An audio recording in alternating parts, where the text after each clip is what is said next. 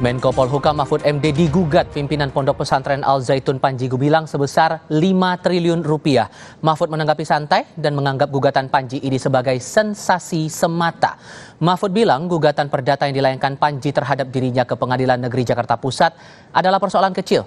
Mahfud menyebut ganti rugi yang diminta Panji senilai 5 triliun rupiah hanya sensasi jika dilayani. Gugatan Panji Gumilang ya itu masalah kecil lah. Biar berjalan di pengadilan, ada hakim yang menilai.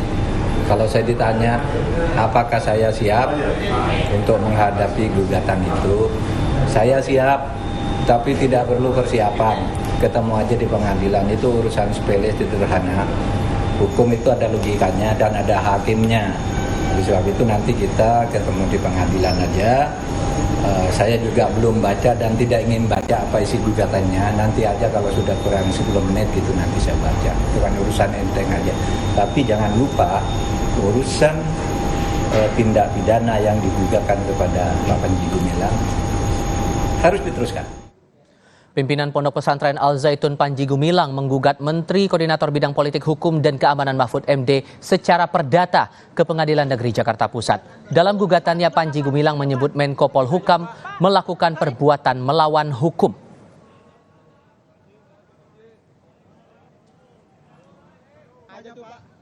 Berita lainnya, Kapolres Garut, Jawa Barat menemui perwakilan PT Permodalan Nasional Madani (PNM)